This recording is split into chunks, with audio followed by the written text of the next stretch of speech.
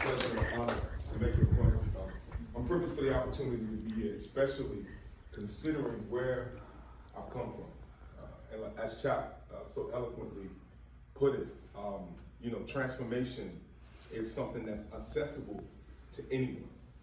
But a lot of times, if you don't have the right information, if you don't have the right priorities, if you don't have the right values, if you don't have the right relationships, that transformation is not possible. I was in a psychological prison long before I was in a physical one. Most men are. They don't have the right priorities. They don't have the right relationships. They have been abused. They have been turned against human relationships. They don't trust people. And when you don't trust people, it's easy to commit crimes against someone that you don't see as an extension of yourself. Albert Einstein said something that was very important. He said that a problem cannot be fixed at the same level that that problem occurs. You have to have higher information. You have to have a different influx of knowledge that inspires change. And that's what happened to me. It was men like Chaplain Patoka who mentored to me what change looked like, what it could look like, how it could be impactful, not only in my life, but in the life of other people. So for 28 years, I was a Muslim. I was a practicing Muslim, a practicing member of Islam. And in the prison system, Islam is very attractive because it offers structure. And a lot of people like myself come from dysfunctional environments. It's not so much the theology as it is the institutional behavior. The unity, everybody doing things together, the uniformity that you do not get in a dysfunctional home when your mother is on drugs, or your best friend is a armed robber, or in a community where violence is rampant and the only thing that you know how to do is to be a social predator.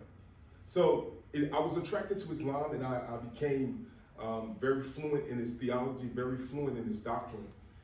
And if you read my book, you know that I had a dream of Jesus that led me to question everything about that theology. But it was men like Chaplain Patoka who also was a part of that questioning phase, that rethinking the way I thought about life, because I saw in his behavior love that I could not explain. I saw in the behavior of Christians a sense of generosity that kind of went against what I had experienced as a child. Those things also were pivotal in me making a change of conscience, a change of faith. Arriving in Pat Venru, my spiritual parents, they were very instrumental in that change, me exemplifying for me what love would look like in action. That somebody like me was worthy of love, like somebody like me who had come from a troubled background would be worthy of generosity and respect. Those things became the pillars of my transformation. They became the pillars of my change. What I want to say today is this: change is possible for everyone. It doesn't matter how dysfunctional you believe your life to be. This is a universal message. It's not time specific. It's not ethnic specific. It's not cultural specific. It's a universal truth that it's never too late to do the right thing. And what I've learned in my life is I have something valuable to offer the world. I have something valuable to offer society. It took a while before I was able to recognize that value. But having recognized it, now I operate in that truth.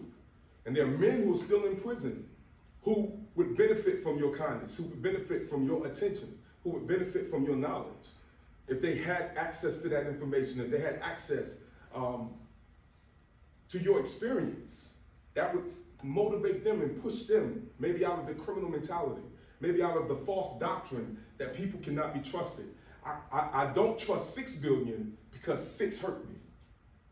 I condemn the 6 billion because I was hurt by the 6, my mom or my father or whoever it was that I should have trusted naturally. So there are men behind me who can benefit from you. And that's the message that we bring tonight. It's the message of the gospel.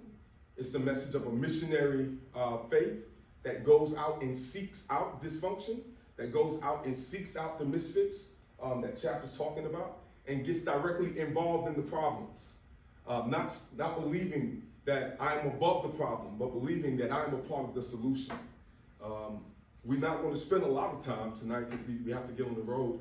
But one thing I want to say in closing is that we appreciate this opportunity.